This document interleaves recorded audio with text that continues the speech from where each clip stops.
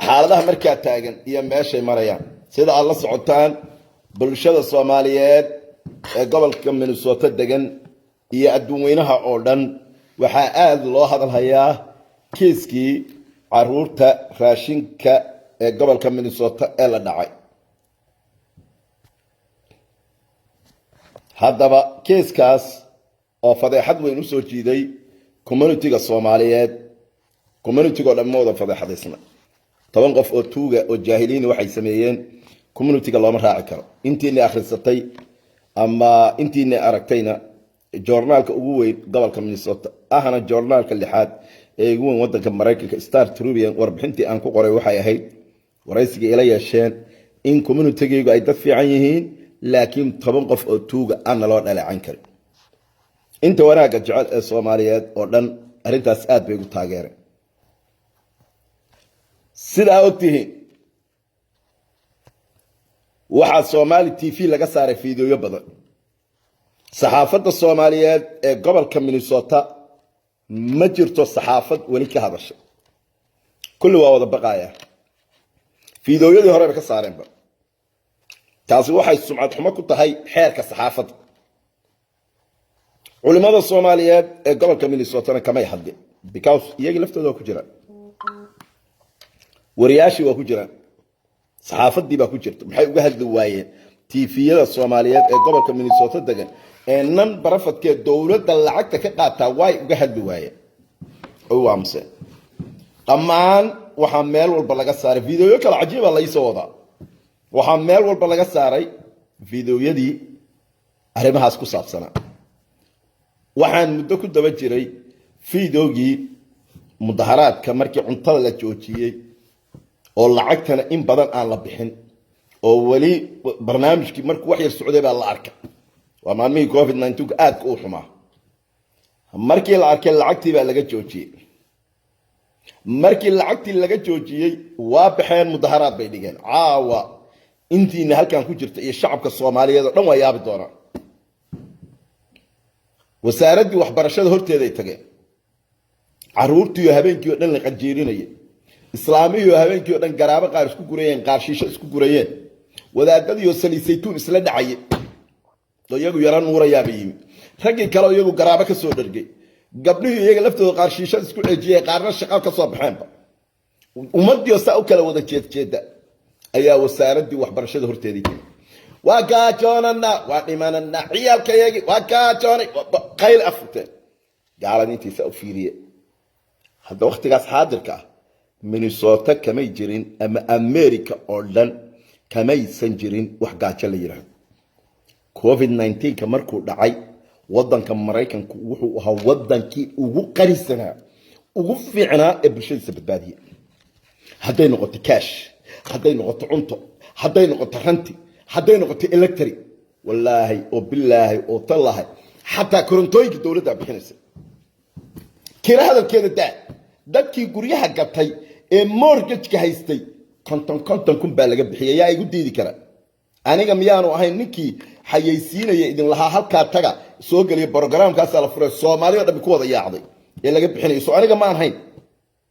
wax aan la bixin waxa la gaaray heer telefoonka aan la iska goosanin oo dawladdu ay bixiyaan gobolka Minnesota yaani qaninimo daraadeed hooyooyinkii Soomaaliyeed aabayaashii Soomaaliyeed dadkii wax magaratada intay soo hordhoobeen gaajaan haysa bal mudaharaadkii habeen hore waa idin shideen maxaa caawa live-ka aanu ku saabsan islaam kamida islaamihii mudaharaadka abaabulayay oo qaylinasa iyadii ba xalay dhigta soo qabtay ka waran 4 kun oo caruur lix side every single day waa maamadii ugu qaylada dheeray maamadii ugu qaylada dheeray meeshaas ayay director ka ahayd 4 kun oo caruura lix side haddaba waxaan rabaa inaan sheekada oo tifaftiran aan idin akhriyo maamadu waa tuma xagee ay mudaharaad kaga jirto horta maamadu waa maamadaas awad aragtaan waana idin daari doonaa maamada waxa weeyaan magaceeda ay Mareykan ku joogto sharciga waa Faadimo Nuur laakiin markay mudaharaadaysay waxay tiri waxa la yiraahdaa Canab Cabsiye magaceeda ugu qoran baasaboorka dokumentiga wadanka Mareykanka ay ku haysato waa Faadimo Nuur laakiin mudaharaadka waxay sheegatay Canab Cabsiye in la yiraahdo sawirkeedana waa saan idin sheegay waa kaasa karameel ayay dukaan ku haysataa xagga hoose okay sidee ayaa wax u dhacay sida wax u dhaceen nin la yiraahdo Abshir Umar oo madaxweynihii Ben Sander aywa ayu la shaqeynay ninkii madaxweynimada u tartamayay political director ayuu ahaa waa ninka weeye political director ayuu ahaa wuxuuna la shaqeynayay ninka madaxweynimada u tartamayay okay maxaa dhacay waxaa dhacay isaga oo markuu wuxuu joogay damoon aywa madaxweynuhu la shaqeynayay waxa uu yimi Minneapolis markuu yimi xafiiskii Amy ayaa waxa la yiri la taliye jagada marka isaga la taliyaha looga dhigay waxa laga caydiyay wiil ogaadeena oo xadiis la yiraahdo hadda ogaada ماشي مدحوينها waa ku jiraayo waa political ku qaabilsana ninkii tartamay halkan wuxuu noqday la taliye xafiiska Amy buu gudaha u fariistay xafiiska Amy wiilkan meeshan fadhiyay ee ogaadeen ee xadiis la yiraahdo waa wiilka hadda dhiilka qaatay waa wiilkii meesha ay ugu yimaadeen qabaa'ilkan meesha ku qabsaday inqilaabka oo maanta Soomaali meesha joogta gaarsiiyay waa wiilkii ugu yimaadeen say maalinba mid u riixayeen isagii kaliya soo haray isagii kaliya xadiis markuu soo haray waxay riixaanba kanay keeneen meeshii xadiisna waa tuureen xadiis hadda dhiil buu qaatay wuuna aarsaday nin ragi waa ninka aarsada nin rag ah waa ninka aarsada wuu aarsada because wuxun bay ku sameeyeen meesha ugu yimaadeen oo ay ku bulgareynayeen dadka wallahi oo billahi Soomaaliya inaan been sheegin xafiiska Amy wixii ka dhacay wax Soomaalida Minnesota kala dilay ummadda isku diray maanta suuqii karameel ka dhigay 1991 laysa salaamin lagu kala cararo businesskii hoos u dhaco mas'uul waxa ka ahaa dadkii xafiiskaas ka shaqeynay gabdho kale oo hawiya hinda أنا كسوعية هندا وكسوعية dadkii xafiiskaas ka shaqeynayay oo hal beel ahaa waa beesha habarkiisa hal isku qarqarinaya abti waa ku sawcaya baan ku yiraahdaa waana ku sawcaya abti dadkii meeshaas ka shaqeynayay oo beesha habarkiisa ahaa dadkii meesha jooga oo dhan wiilka xadiis la yiraahdo ka haray xadiisna waa caydiyay حديث وحو لقاري هير حبض لو قاطو او عيال جانجس لو سو اديكسدو جانجس يكمدها جروبيada dadka cuntada qaybiya loo soo adeegsado booskiisi waxa la keenay ninkan aan idin sheegay ninkan oo isagoo booski xadiis fadhiya xadiis bash waskaga tagay horta maanta wuu arsaday anigu xadiis waxaan leeyahay raganimo inaade shaqo fiican baad qabato dhiil buu qaato waana arsaday dhulkuna la wada jira gabdho kale oo hawiyaha kala oo meesha jooga oo dadkii qandaraasyada qaatay kamid ahaa wallaahi oo billaahi oo talaahi baan lacagtoodii la siinin lacagtoodii in aan la siinin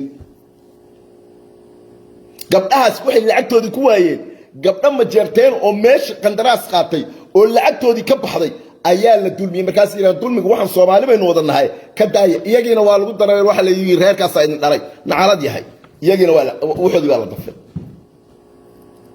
habarta maanta xabsiga ku jirta ee la yiraahdo ayay gaan meesha kama tirsanin meel kale ka tirsaday halkan lug bay kula jirta iyada halkan lug kula jirta ayay ka arriminasay oo mid meesha ka shaqeysa oo dadka ugu tunka way kamid ahaa ay maadeerihiin ayay waxay tiri heblaaye ana keeriyo arshilin ha ka qaadan inta joogo maanta waxay ku calaacalayaan alla maxaanu barigi lacagti u siin weynayay gabdhahaas kale ee hawiyaha kala waxaa lagu dumiyey war gabdhaha kale Soomaaliyeed waa gabdho bajarteena wuxooda si habaryanimo ugu doodeen iyagana eriya okay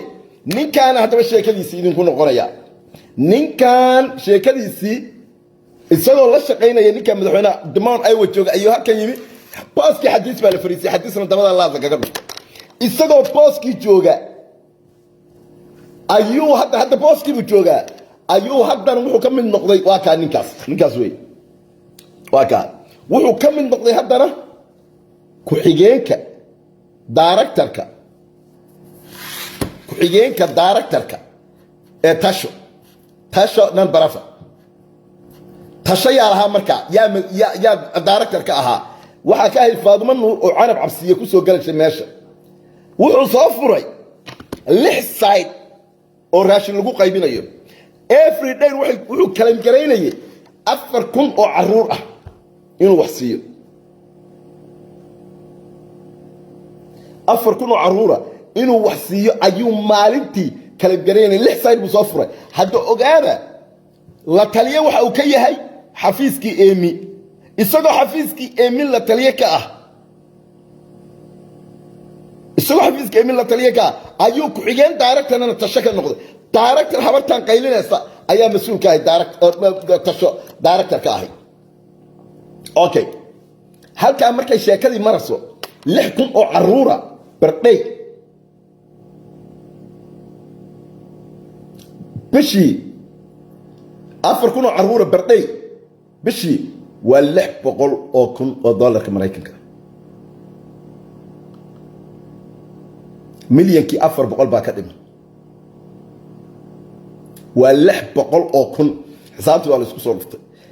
milyankii 400 baa ka dhiman caruurtaas maxay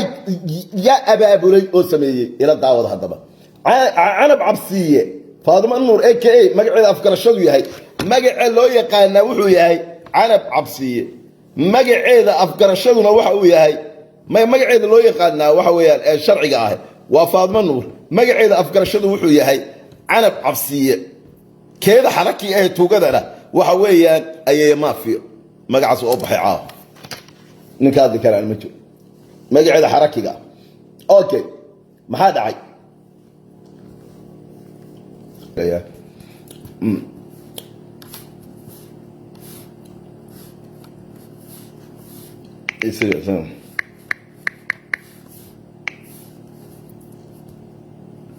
واحد اوكي الى داوده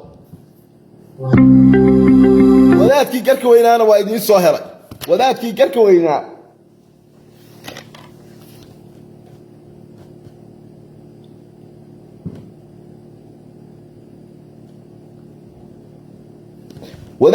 weynaa aad idin lahaa meesha kama shaqeeyo xafiiska Emi dhaxdiisuba fadhiyaayo qaybta dheekeeradu qaabilseen waaba wadaad khatar isagoon al-Xariif al-Kabiir waxaan rabaa inay idin la wadaago Canab Cabsiye waa tuma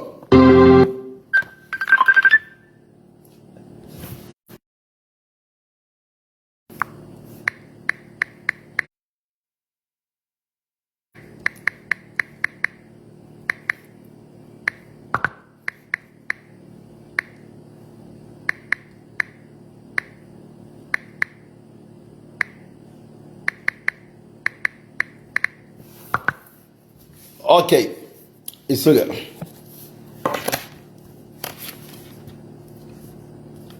okay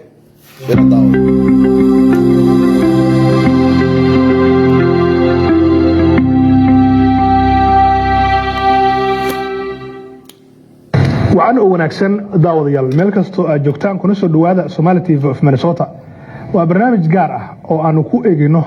dad maanta soo hordhooftay wasaaradda waxbarashada ee gobolka Minnesota waxaana hogaaminayay hay'adaha aan faa'iido doonka ahayn ee loo yaqaano non-profit organization waxaana hay'adda hogaaminaysay ilaahay baan idinku dhaarshay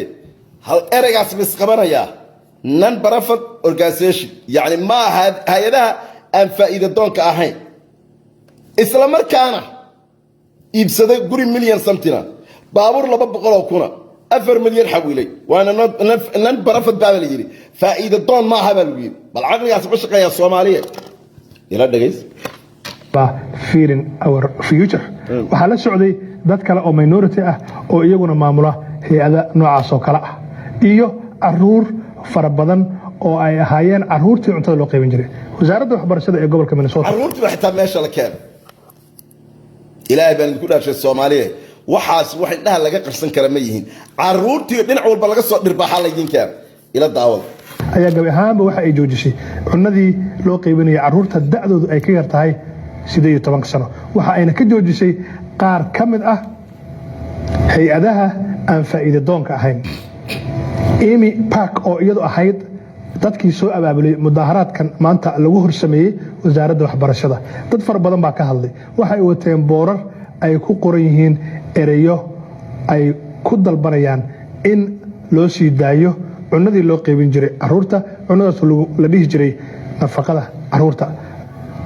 dadkii goobta isugu yimi ayaa waxa ay wateen nafaqada caruurta iyagii baa xitaa isku nafaqeeyay wixii caruurta la siin lahaa isku nafaqeeyeen hagadii ka saar boorar ay ku qoran yihiin ereyadii ay ku cabanayeen barnaamijkii oo ay Somali TV soo duubtayna sidan ayuu u dhacay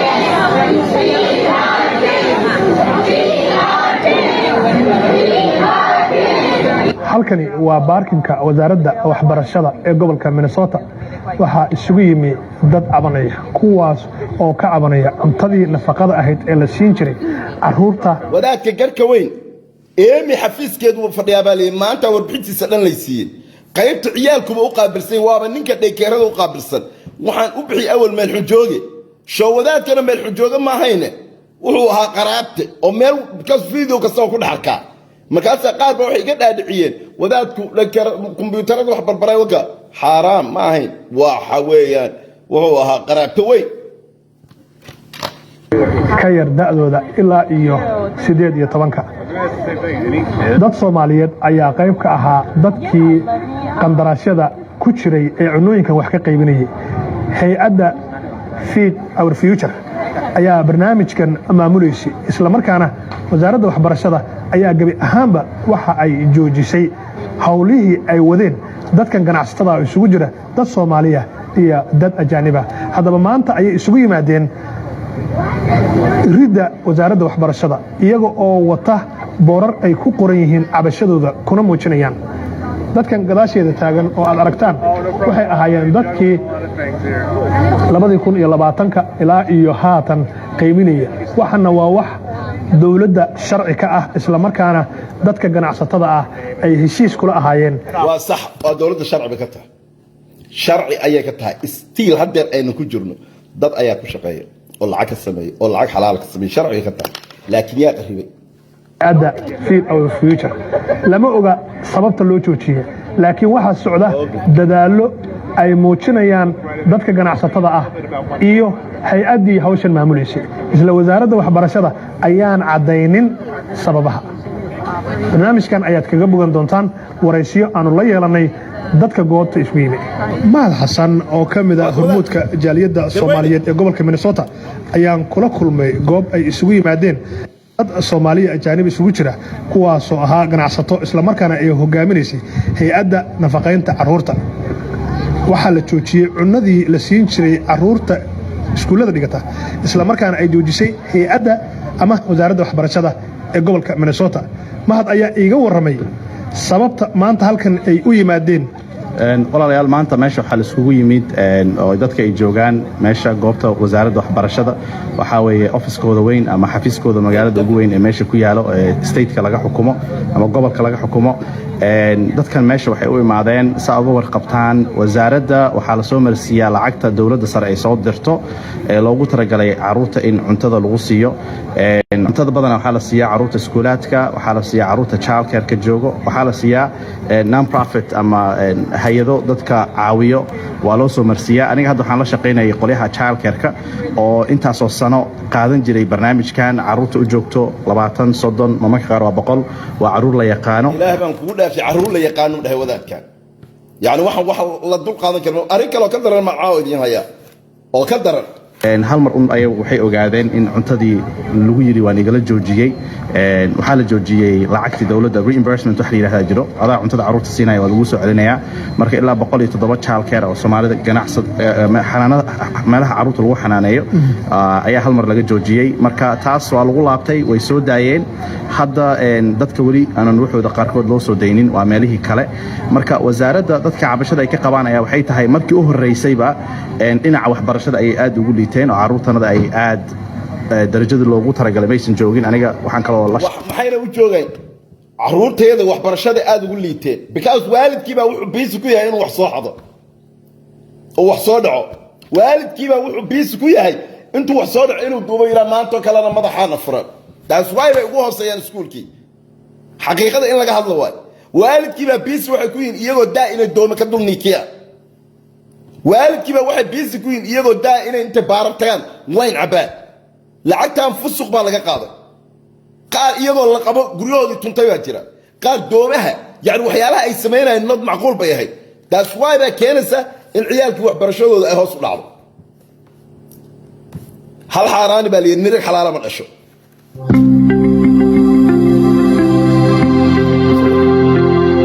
Soomaaliya ajaanib isugu jira maadiga loo xil saaray wasaaradda waxbarashada way ku dhaceen oo caruurtanada way ku liitaan iskuulaadka caruurta luqadda kale ku hadla oo ESL kana 96% waxay ku dhacaan imtixaanaadka marka dadka qaar ay waxay isleeyihiin wasaaraddii markii u horeysayba aad ugu liidatay shaqadii loo diray haddana ka hor istaagan maxaa yiraahdaa dadkii la caawin lahaa ayaa marka ka hor istaagan dadkii la caawin lahaa ilaahay baan ku dhaashay dadkaas noocaas inaga dhashay wasaaradii ba haddana ka hor istaagan dadkii la caawin lahaa maantana waxa la leeyahay waa dhacday cadayna la idinku wada hayaa meesha ugu soo baxay maanta baanbaxan marka wuxuu yahay in la dareensiiyo wasaaradda waxbarashada laftirkeeda in lala xisaabtami karo xisaabtankana uu laba jid yahay dhinacna ayaga lala xisaabtamo Fardowsa Saciid Cali aad baan kuu salaamayaa barnaamijka ku jira inaadeer ayaga xisaabtamaan ilaa iyo hadda ma jirtaa arrintiina maanta wax bilowda ma aha muddo ay soo socotay cid ka socota wasaaradda waxbarashada ama dadka islaanta ninkan ku xigta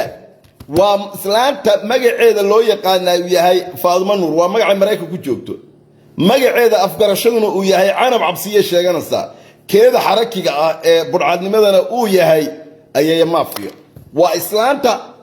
dabka soo saaray next week ee xalay saxaafadda gobolka Minnesota dhan qorayeen ila daawada elected officialka ah wali cid meedan la kulantay dadka election shirkada cabaar bay hadda soo socotay waxaan u maleynayaa hadda anaga qoliyaha aan la shaqeynay ee childcare-da wuxuu waa loo soo daayay maadaama taariikhdooda ay dheereyd maxaa yiraahdaa systemkana cabaar ay ku jireen ayaga waa loo soo daayay qoliyaha hadda sanadka dhowr qof oo madax ah waa la fariistay arinka way maqleen oo maxaa yiraahdaa cabashada way gudbiyeen dhinaca wasaaradda laftirkooda way soo hadleen waxay leeyihiin anaga laftirkanaga waxaan rabnaa wixii inaan saxno waxaan u maleynayaa hadda qaabka wax ku qaldameen hal mar un bay degdeg ku imaadeen oo wixii dhan bay xireen ayaga laftirkooda taas way ku qaldanayeen intii ay mid u joojin lahaayeen sheekada ayay xadgudub dheer hal mar soo sameeyeen marka ayaga laftirkooda waxay leeyihiin waxyaabo fara badan ayaa waxay ka bedelaynaa bal hala wada hadlo laakiin dadka hadda gadaal taagan waxay dareensan yihiin wada hadalka in waqtiga looga dilayo maadaama samarkan uu hadda bilowday wada hadalka waqtiga looga dilayo yani lacagta naga dhaafaso yaa naga daahasa aan wax dhici lahayn waqtigaana looga dilaya wallahi wadaadkan xariif waaye alwadaad alxariif uu bilowday ilaa haddana aysan wixii ay bixin lahaayeen ama systemkooda aan loo approve garin waad mahadsantahay mahad Today we're at Minnesota Department of Education, and the reason why most of the people are here today is there has been a complaint. Minnesota was worst state in America. State time ago about the Department of Education, Minnesota being one of the worst state for minorities. If you're looking at the ranking for every worst state, Minnesota Congress baad ka noqotay, City Council baad ka noqotay, State Parliament aad gashay, booliiskii aad darajooyin sare gaadhay, waxbarashadii aad heerkii ugu sareysa gashay, masaajidada America ugu badan oo dhan Minnesota ka furan yihiin, Soomaalida ugu ganacsiga badan Minnesota joogaan. xaggay markaa ka tahay ii sheeg xaafad ka mid ah Cedar Minnesota waa laga adimaa maayirkii magaalada u tartantay maanta qof community-ga Soomaaliyeed qofka wax noqonaya xisbigii jamhuuriga ayaa Soomaalidii baryaya awoodda aragteen aan ku leenahay ilaahay baa awood iska leh halkeebay ka tahay Warsaw State wadaadkaas waxaan rabaa arintaas doodan uga qabaa waana weydiinayaa intaasoo milyan oo dollar baad dhacdeen haddii Warsaw State tahay organizations and with work with childcare minority kids, 72% of states, Minnesota ranks 49 in education. So if you look at the minority kids, 72% of them are not passing the MCA test. So it is the job of MDE to make sure that the kids are at grade level, the kids are succeeding, and they're doing their job in terms of the money that was entrusted to them to deliver. 96% of minority kids, especially those who are ESL or ELL, are failing the MCA test. That's for every 100 students, 96% of them are failing. And now what is happening is the MDE is also entrusted with the distribution of funds for those who are giving foods, whether the school district, charter schools, childcare centers, nonprofit organizations, and with zero explanation, they have cut everything. I work with childcare centers. We had about 200 childcare centers complaining and saying that we don't understand the reason why our funds were cut. After going back and forth, they eventually released the funds. Now the people that are protesting are people that own nonprofit organizations that are feeding kids throughout the summer. And their concern is that how are we going to be able to feed kids if you are withholding the funds that were meant to go to the kids? So today there was a huge protest, and the protest was to let MDE know that they were found contempt in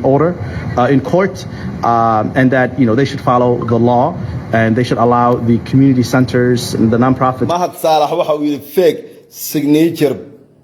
petition ayaa socda uu dhahay magacayga xitaa waa lagu qoray mana saxiixin iyo daa citizen oo wadankan joogin marka tuugnimo arintaas oo laga iskaga daba imaanaya. Want to serve kids to be allowed to do their job. So that's pretty much what today's event was about, or protest. waxa garabkayga taagan gabadhii maamuleysay hay'adda Feed Our Future isla markaana iiga warantay sababta ay maanta halkan isugu yimaadeen.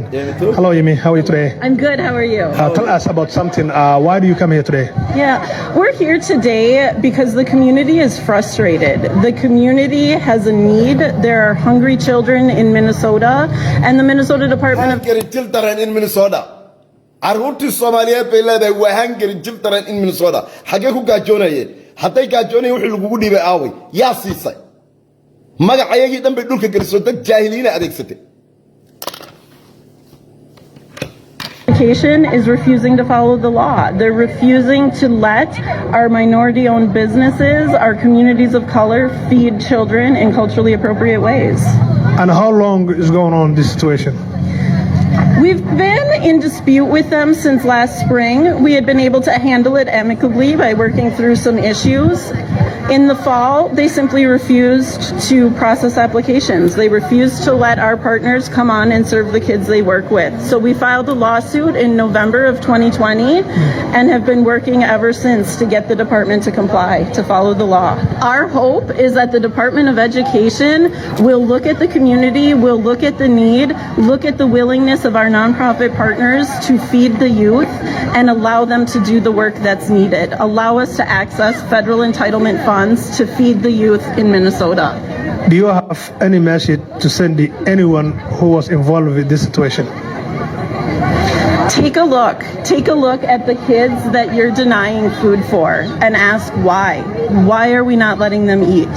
This is a federal program. That's a right. Fiiri caruurtan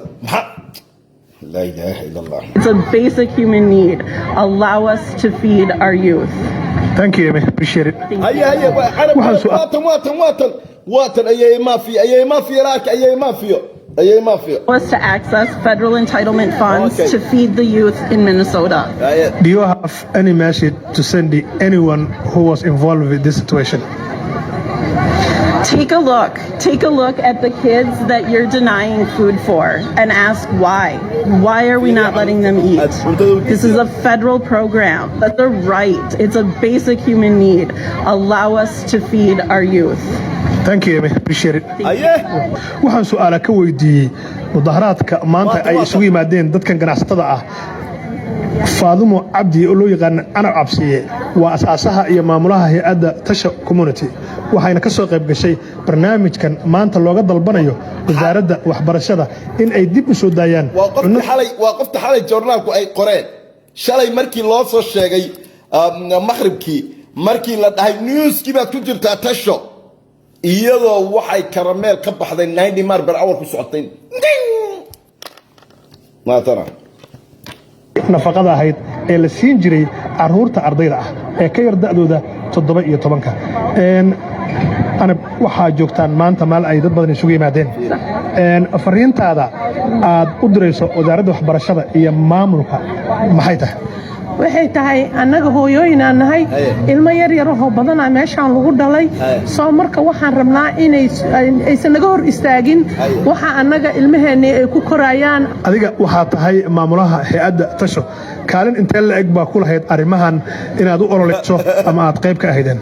waxaan ku lahay kaalin lixaad leh sababtoo ah maxaafadaha aan degannahay iyo eriyada waxa nooga imaada ilmo badan hooyooyin xataa aan guryihii ugu geyno aan rayd haysanin oo maarkino annaga si fiican kaalin lixaad leh aan uga qayb qaadanay waxaan weligood waa jiri jireen annagana maana ogeyn markas ma aha markaan soo galnay inay annagana cuno qabateeyaan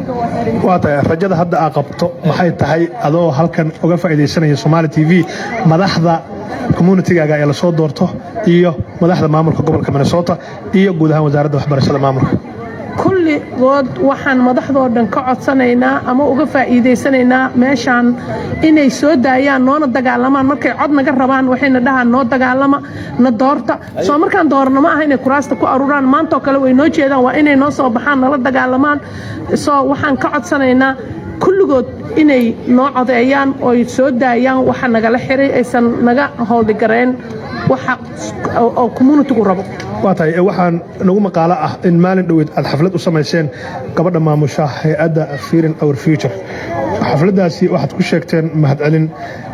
waxayna sheegtay inay u dagaalamaysay xuquuqda dadka ganacsatada ah iyo caruurta iyada maxaa u soo dhamaaday ilaa iyo hadda waxa u soo dhamaaday intii biloodan la shaqeynayna wax fiican u soo dhamaaday laakiin dadkan hadda oo laga maxaa la isheeg anybody oo hadda ku dhago kaleeto inay ku dhagaan ma ahayn soo marka ayadana maadaama aan qof kasta oo wax nala qabta annaga saasaan u hambalyeynayna baadi ugu dhigaynaa on excited ugu noqonaynaa sida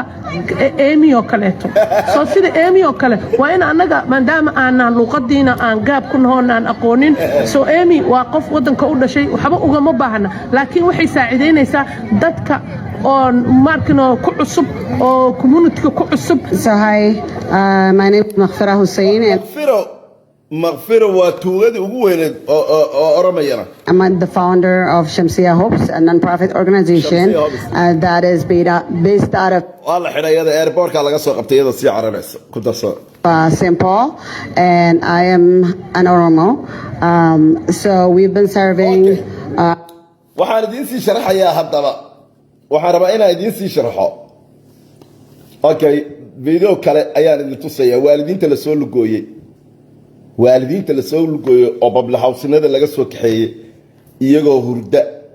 قوارب بصص أنت لسوي جاري لو صقري يا عاود حقين جي هاي هكذا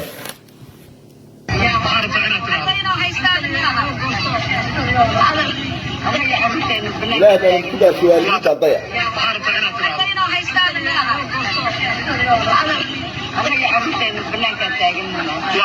goormaa laydinka goostay dib waad helayseen waa laydin qaybinaya maxaa laydinkaga goostay sabab ma laydin sheegay in laydin sheego way wasaaradda waxbarashada ilaah baan idinku dhaarshay hooyadaani aqoon fiican uma lihi laakiin waa soo daashay waa qof waayeeleh wajigeedii way qarinaysaa yani way weli xishood baa ku jira way aragtaa in meesha qalad ka socdo way aragtaa inaysan gaaja Mareykan ka jirin laakiin dad ay dhashay ama ehel la tahay uun baa meesha keenay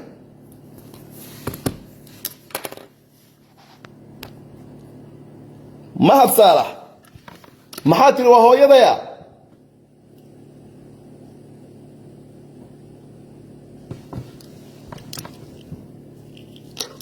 ما هتصالح سوما نكي نادر كيها وربن صقر ما هتصالح متى نكي نادر كيها نكي ورسن قال متى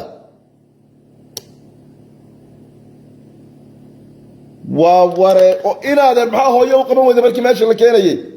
ما هذا واقو قرت إن هذا قاعد والله أنا وقرني كل already هذا وسود داي ما سود داي هذا هو يوم موديو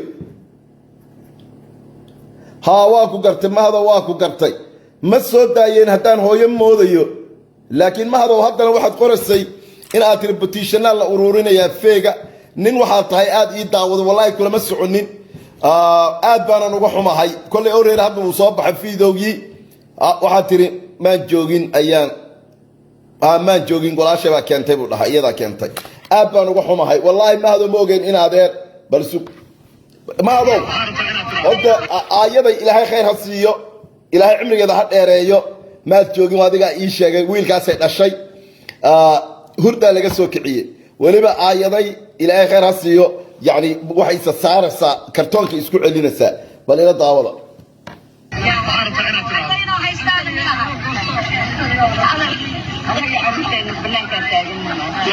goorma la idinka goostay ilaan dib waad helayseen waa laydin qaybinaya maxaa la idinkaga goostay sabab ma laydin sheegay in laydin sheego waay wasaaradda waxbarashada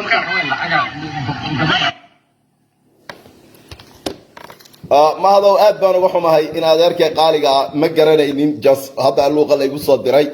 مركز سيدا أفشكتني وأنا أقسم بات هاي واحد كريمان جوجين قبل لي باكن تي لكن أد بانو وحوم هاي ناقة سوالنا إلى درتي أيا كنت أد بانو وحوم هاي والله ما هذا إسوا وحادي الله وحوم هذا قلبي قال له فوق وجي إن هذا ركع قالقة waan ogahay inay walaalo waxaas ku lug leedahay raallina aadan ka ahayn hadda waxaad soo qortay oo tributation baa la saxiixayaa oo magacyada ah waxa loo saxiixayaa waa islaantii iyada ahayd ay dabada ku wadatay islaantii oo maafiyada ahayd weeyaan ee xiran waxay u xiran tahayna waa ogtahay marka Soomaaliyeey qofkii kale ee qudbeynaysay waxay ahayd Canab Cabsiye xalay saxaafadu way qoreen 4,000 oo caruura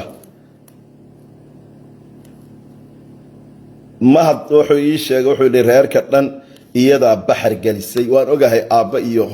hooy ma ku jirtaa ma hado aabba waa ogay in arin dhacday oo isaga xitaa wax ku jiray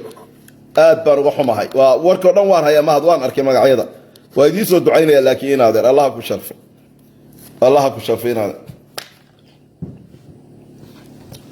sharfo ma hado in adeer ma hado kaasa aad buu uga soo horjeedaa waxaa dhacday Soomaaliyeey maamadaas qaylinaysay ee lahayd dad minority aan nahay dad dhibaataysan baan nahay dad kanaan nahay iyadii bay xalay tuugnimada ku qabteen 4,000 oo caruura 4,000 oo caruura yani bardhay ka sheekay maalintii wax aad iyo aad loola yaabo 600 oo kun ayay bishii qaadanaysa shalay markii la yiri newska ku soo qoray karameel bay dukaan ku haysataa janta magacyadu ordisa meesha ka baxdo bal ilaahay baan idinku dhaarshay wadaadka intuu halkaas soo istaagay Soomaaliyeey yiri Minnesota waa state ka ugu xun Mareykan xagee ka tahay Congress baan ka gaarnay yaa Congress ka fadhiya umada in been loo sheego maaha bal ayeeyadan maafiyada ah ee xalay joornaalku soo qoray wali lama judge garaynin tasho lama judge garaynin laakiin waa lagu soo socdaa ninkan oo meesha ka shaqeynayay saxaafadii markay la hadleen wuu diiday inuu la hadlo markii xafiiska Eemin la galay oo alaabtii la guranaya meesha loogu tagay isaga iyo Eemi oo jooga waxa lagu yiraahdaa hadal wuu diiday ma hadlayo buu dhahay looyarkayga la hadlo shaxad buu u leeyahay waa iskaga tagay laakiin next week ka soo socda tasho islaamtan tasho waa ku jirtaa isna waa ku jira maxaa kale hadaba dhacay wax kale cajiib ah idin sheegay caaw waxa kale dhacay meelaha taksitaanada laga xareey oo social security iyo ciyaalka haya ma ogtiin inay kadi jireen social security iyo magacyada ciyaalka iyo dhalashada taa ma ogtiin sideedaba dadkii raashinka qaybinayay waxay caruurta magacyadooda ka soo qaadanayeen oo ka soo iibsanayeen dadka taxi taanada xareeya meelahooda social security ilmaha dhalashadii iyo magacii baa la siinaya hal ilmo kaba soo qaad 2,000 oo caruura ama 4,000 oo caruur ka iibiyo qof wuxuu ka iibinayaa ugu yaraan 20 ama 30 qof oo kale oo raashinka qaybinaya waxyaalaha meeshan isku dhacay biilasha isku dhacay waxa waaye yani magacyada isku dhacay hal ilmo ayaa magaciisii waxa biil garaysanaya oo qaadanaya almost dad gaaraya ilaa iyo 50 ilaa iyo 100 nimankii taxitaanada xareynayay ayaa waxa sameynayay yaa ugu tafiri kara yaa diidi kara faylash gabdhaa jira magacyada oo warqad intaas leeg wada oo magacyadii wada oo mar boqol u geeyay managa isansan ha imsa caruura da hadeer maxaa soo kordhay hadda qole kasta jabkeeda qarsanaya dad badan baa loo tagay oo inaan ogeyn saxaafadiina waa la yara gaabinaya waxa la rabaa in hoos loo qasho maxkamadana waxay u badan tahayba in Minnesota laga kaxeeyo New York iyo aljaaba iyo kuwii criminalka judge garan jiray federaalka judge-kii waaweynka loo geeyay taasay u badan doontaa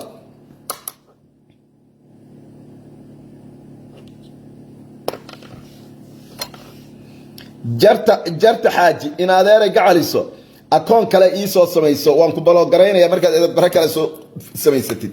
akoon kale soo fura kan waa ka balo garaynaya tagale hadii meel laga xiray hanagu qaraarin dhunta lagu dhafay iswiidka waa ku shidaya heestaadi baan ku shidaya fadhi aan ku xusuusiyay wixii aad soo martay isu Soomaaliyeey waxa kale loo tagay iyagana dad wax sarif jiray iyo dad jeegag loo qoray personal jeega so far 5 qof baan arkay oo loo tagay oo laakiin qaar xalaalay lahaayeen rasiiday tuseen qaar dukaamo dhar ah oo karameel iyo 24 ka ku yaala ayay lahaayeen rasiiday tuseen marka kuwaas oo kale waxba uma imanayaan laakiin sariflayaashii waaweynaa iyaga dhiiqada waa ku dhex jira dad badan baa hadeer loo tagay markii loo tagay newsna laguma soo qorin waxna laguma soo qorin dadka qaar baa dhiil qaatay badidooda maanta dadku waa isku wada barxaati fureen haddaba habartan la yiraahdo canab cabsiye xagee laga soo raacay oo ay saxaafadu ilaa waxa wali lama jaaj garaynin laakiin waa lagu soo jira iyadoo la jeebeeyo oo la jaaj garayaan idin keenaya xagee laga soo raacay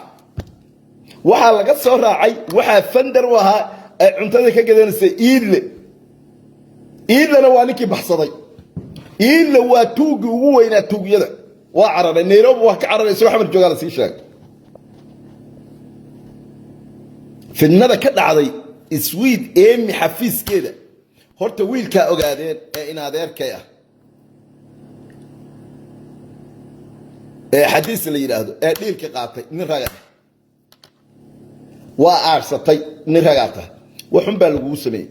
xafiiskaas dhibaatada maanta Soomaali ku kala dhex dhacday gobolka Minnesota la isma salaamo waxba ma la kala iibsado suuqii karameel waa shadaan dagaalada aragteen baa dhacay 1991 oo kale ayaa maanta Minnesota ka taagan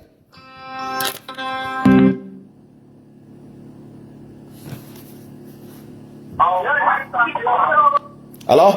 ha life baan ku jiraa ku soo wacaya la isma salaamo maanta karameel waxa ka taagan dukaamadii la iskuma galo busaarad baa wada dishay waxba laga ma iibsado gabar baa maalin loo sheegay waxay tiri wiigaan oo dhan $50 baan helay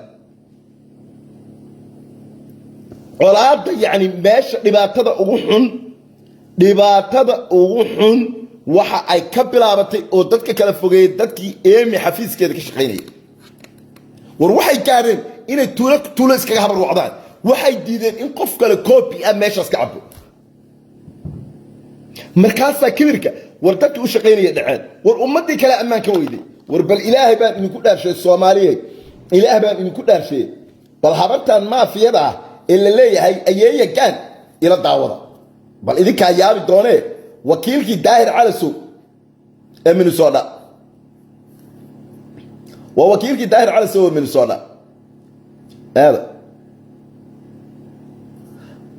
كلام داهر على سوى من الصودا كاهل هذا صدق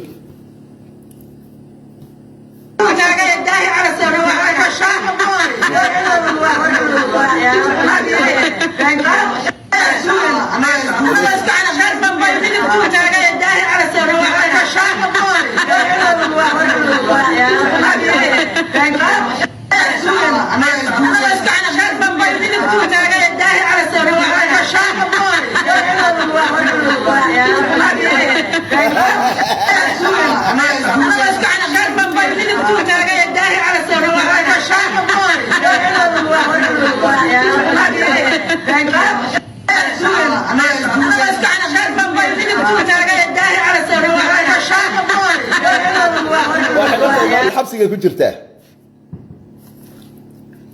dadka way ku durdurinaysa wax ay reebasay iyo wax ay ceyrinaysa ma jirto bal dhageysta sameynaya beenta sheegaya laandheeranimo saasaa la dhacay hobdimo imoo oo soo bax inuu wax geli jiray iyo inuu wax ku gaardin jiray sida biciidka haddaanu korkaa korin ilma sinaa laygu dhala ilma waayeega ka sheekeeya haye wax ka dhaha inaad ku digto oon ku dul boodboodo ma istaahishaa mise ma istaahisho way istaahishaa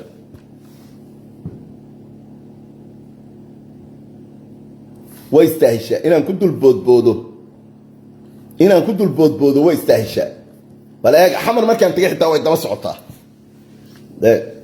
waxay calool waa lagu ogyahay muqdisho aad joogtaa hotel jasiira aad joogtaa laakiin anigu waa kuu sheegay meydka cideenu ma taabato meyd baa tahay dhaybar ku fadhiya waa iska baashaali kartaa laakiin waa lagu yara bugabugayna waa lagu ogyahay hotel jasiira aad jiiftaa cadow yuurura adowgii Soomaaliyeed adowgii Islaamka Allah qabto adow yuururo waa lagu soo qabanaya fidmoole afkaaga maaska ka qaad asbaqaarow krokodayl markuu qaadka cunayo waxaad u malaysaa sac si xun u daaqayo ilka xun aad u malayso krokodayl ku aragtay fool ilka qurux badan ilka waaweyn bay soo gashatay jeelka lagaaga guraya hadda salaamo waxaad u tagaysaa aan weligood waxba taabanin oo meesha bahar reemis ku dilay markaas aw gashay marka waras halkay kala baxay ilkii waaweynaa walxuma ka tiro ummadda beenta kuugu naaquudaysa oo beenta kugu geysay ilaa iyo muqdisho ya muqdisho ana ku dhashay iyaduna burcay sigaar ku iibin jirtay muqdisho ana ku dhashay bakaaraan ku dhashay aabay baa Allah yarxam taxpayer ka ahaa waxaad cid ku samayn karto iyo caydii aad ku bararaqlaynaysay malaha afkaaga cisho baqaarka ah lagaa nabadgalo ilaahay ummadiisu abuurtay ha kaa nabadgala adigana ila caruurtii lacagtoodii ha kaa nabadgasho oo dadkii beeshinka ahaa caruurtii raashinkii lacagtooda cunta ha kaa nabadgasho oo dadkii beeshinka ahaa ee tiri iyagoon meel imaan waa u tarjuma ha kaa nabadgala oo ummadda kalena ha kala nabad gashay wad sheekada meyd baata meydna qof taabanaya male qof ku taabanaya male wallaahi meyd wahayna waa taalo inta saa u jeebaysan inta lagu keenay lagu yiri rabadaanta biyihii aad tuurtay koobkii aad tuurtay waxa tahay qof akhlaaq daran xaakim wuxuu yiri barskuularkii xaakimka sharafta lahow waa idin soo galiyay warqadda wuxuu yiri qoftani waa qof akhlaaq daran waxay dhacday buu yiri bibilo waxay dhacday buu yiri ii sheeg cuntadii raashinka caruurta waxay dhacday buu yiri medical fraud oo tarjumaanada ah iyo mental health iyadoo intaas oo dhan sameysay ee haddana waxa ay goysay buu yiri maxkamad waxay asalti ku sameysay buu yiri dad community ah master nuur waa kaas waa aniga ko ana rabadaan meel iska afray copy ay soo tuurtay baalti video soo tuurtaba aniguna warqadan saa hoos uga gudbinay markaan ahay meydku waa qofka jiifa laakiin qofka kugu celiyay ma waad istaahishaa ina halka ku jirtay aad baan ugu faraxsana inta dadka soo wada daayina ku hadhay madaxii calool waa lagu ogyahay muqdishaad joogtaa beenta kugu geysay ilaa iyo xataa karin la hawiye oo dhan bay caayaysaa karin la hawiye oo dhan ayay caayaysaa yaa muqdishona waxaad cid ku samayn karto iyo caydii aad ku bararaqlaynaysay malaha afkaaga cisho baqaarka ah lagaa nabadgalo ilaahay ummadiisu abuurtay ha kaa nabadgalaan mayd baa tahay maydna qof taabanaya male qof ku taabanaya male ummadda ilaahay ha kaa nabadgasho tan ku waarayso ilaahay kuwa xamar kuu jiidaya kugu daba dartayna oo ku haya reer hebel baan nahay dadka aan la aqoonin hadde lugooyay ka walax tahay waxaas iyo kan uu shalay toola DNA-da u qabsanayay dadka la aqoonin caaysa waa karin la hawiye waa caruurta rabtiga u ahaa ee dayni la igu soo dhaweeyay karin la hawiye korkooda karaama ha ahaato waa curadkii hawiye dadkii caaysa leedahay lama yaqaan ka sheekay maalintii feerka yar Axmed Garay xoogaa soo siiyay wasa ina aragsan oo islaanta in adeertii hoosteeda iga galay waa kala tahay maanta yaa la jooga madaxana furan maanta madaxa ay furan waxa la jooga walaalkay ilaahay baad idinku aan ku dhaartay Soomaaliyeed wallahi wabillahi tallahi in adeerkay mahad inuu halka ku jiraan u maleynaya uu daawanaya maanta dhareerkaas aad arkasaan maalintii la xidhay ayaa magacay leedahay ugu dambaysu soo qaado xataa muusan oranin war aniga qofkan saaxiibka nahay oo xertayda maanta ku jira hadii alan bakhal lagu rido ama cod ha noqoto ama dhaqaale ha noqoto ama taageer ha noqoto kii hore un baa meeshu shalay iga taagna ayuu ii taagan yahay inaan gumeed dhalo waalan oo doqon oo reer ku ka daayay naf moode ma shib maalintii u ka aamusan bal action kay maanta matalaso ilaahay inuu qafuur raxiim yahay arhamur raahimiin maalintii feerka yar inta 15 nin isku soo kaxaysteen ina aragsan iyo 15 nin oo 20 oo dollar sabti ku yimi meesha anoo xamar u soo dhoofay subaxi oo diyaarada ii diyaar tahay oo soo dhaweyn airport igu sugaso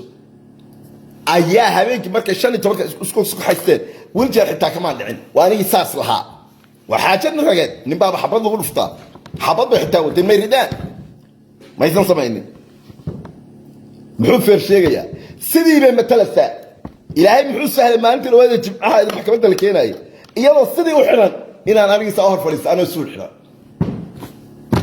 maxaa laga qaban karaa yani waxay ka mid tahay qof kasta nafsigu galay dambihiisa maanta in America downtown Minneapolis ayaan ugu tagay iyadoo ilmada iyo duufku ka socdaan hareeraha shariif ka taagan yihiin labada gacmood ay saalahaydna labadii ka xiran action kay hadda bixin doonto weeyaan ila daawada maanta yaa la jooga madaxana furan maanta madaxa ay furan waxa la jooga walaalkay guuleedaatax boqortooyo aan leeyahay boqortooyadii kablalax laandeeraya adiguna madax baad tahay maadaama aad tahay gabadha shanta Soomaali I love Somali people daahir cali sow halkan ka salaamayna waan salaamaya in adeerkay daahir cabdulle cali sow taas waxa rogay ugu badnaa waa odayga xun ee dameerka ah ee halka fadhiya waa dameerka garacay zinada lagu dhalay wuxuu qaban karaa maanta waxay godkaas ugu hadhay oo ummadii dhan looga reebay waa ina darada igu soo doonatay horta waa ilaahay mahadiis hadaa iska baray waxa la yiri laafiyo aadan lahayn baa la yiri 6 saac ma gaaraan anigu waa arkay inta 30 ka badan bay isku soo kaxaysteen anoo muqdisho jooga ayay waxay ii soo direen message waxay dhahay America markaa timaadid 20 restaurant oo dhar ay oo against for you ya ku yaala waa wada keenay qaar waa soo gurguurteen waxay yiraahdeen waa ka sareena iyaga oo duuf ka daay qaarna waa xiran yihiin ila daawad in maada reer waxaan ka helaa action kay bixinaysan ka helaa يعني يسأل وحنا ما أنت يلا جوجا مدحنا فرن ما أنت مدح أي فرن وحنا جوجا ولا لك يقول ده تحب قرطايو كاملة ويحرنت هاي من اللي صوتيني aan leeyahay hooyadii kablalax laandheeraya adiguna madax baad tahay maadaama aad tahay shanta Soomaali I love Somali people daahir cali sow halkan ka salaamayna waan salaamaya in adeerkay daahir cabdulle cali sow ma sha Allah laandheeranimo cadow yuururana waxaan leeyahay isku dambe yes maanta waa isballansanay maanta walaashay meesha igu timid maanta laba saacadood ma sha Allah ما شاء الله كبعدنا العقل يبت فيديو وفيديو كان لعقته وكان نيوز كان سو دايي waxay video duubayeen oo dhan waxay video duubayeen oo dhan oo islaamka ay isku marxaati fureen hatta ku darkii dahabka kulli dawlad waa wada haysata halk ninkan dareera xasana waa weyn u sameeyay Soomaali ma khaatimo baahna dhageysta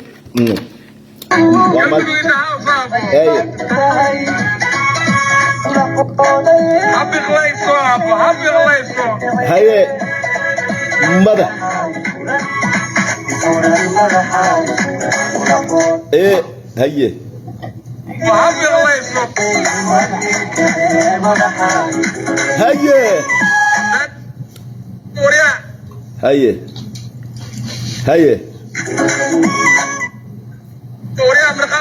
هي مرقامة هاي مدحها فرن هاي نوض فيها كذا درين هاي مريا هاي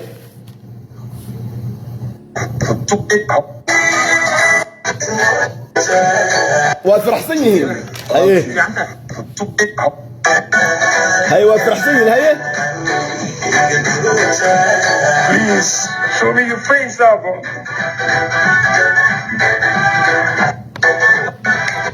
زين الله يقول دلعي سؤالي مالك قرطة زين الله يقول دلعي قد كيف جرتك انت رتاه يقول قالت هتان معلومك بحرين وايو هو يا عاشي إبراهيم ويل مطالب ننكي اللي يقاني جزيرة العرب ما أنت تتكي خيلين هاي سناب شات أو حاول الحين أو أي قال انت كلام دايبر بأول حرون بوستي هوسك جيران داريرو انت رتاه يقول قالته هدان مرجع بقول قبل وايو وعلو على القرار هاي وما أنت لفتي دي أوكي إسرانت دي أوكي هاي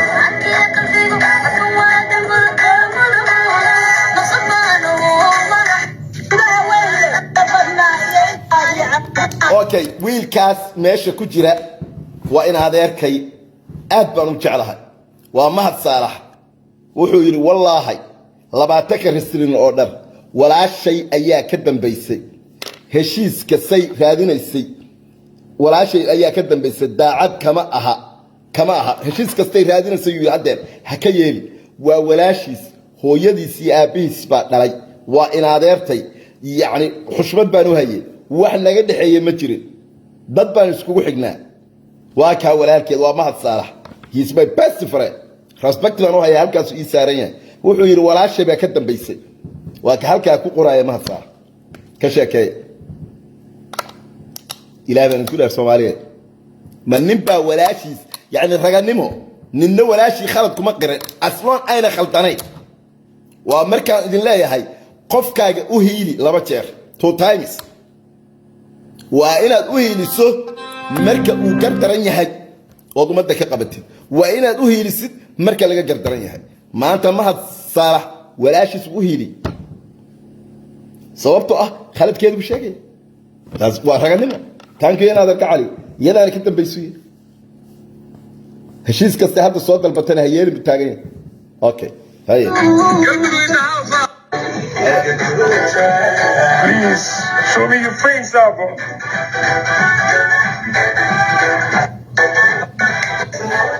وقحي نكاسي نفمودا وقحي waxaan diihayaa isagoo dhahay waa qaxay haye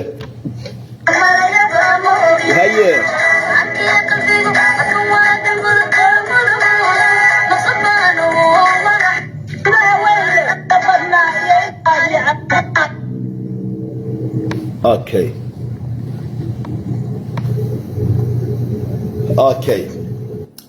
maxaa kale maxaa kale dambiga uu ninkani dhareerkaasi dambiga uu geliyay reerka habar gidir la yiraahdo gobolka Minnesota dambigu geliyay waa kana labadooduba waa la xiray tan waa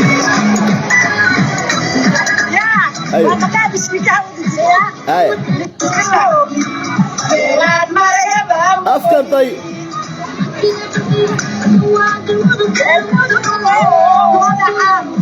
هيا بويدي حركة طي بويدي أروى بويدي يدي وي بويدي يدي طي بويدي يدي سوكا كان ماشي أنكو جراء مدوايا كان فترة البرس بدح جفتا ما صاح وأوجي هنا هذا يركي منا وحاولت الحياة لها بين بسوع مريسة هنا بنجاب midna waa booyadiyo hadda uu sii socota waliba America iyada passport ma baqaadanba wadada processkeedii bay haysaa bartanaan idin keenaya marka la charge gareeyo hadii la charge gareyn waayeen dhiga ii kaliya dhago hadaa idin soo dhig waa iyadoo masamiir la charge gareeyo wacal qara igu yaar everything maalinta gurigeeda soo istaagtay everything dawladda waa yimaada waa qaatay order waxay jabisay jaaja waa wixii xaalada xil lagu xiray hadaa idin keen way dhigay ii galay booyada waa anaga booyada aqal badan malaaway way jiranta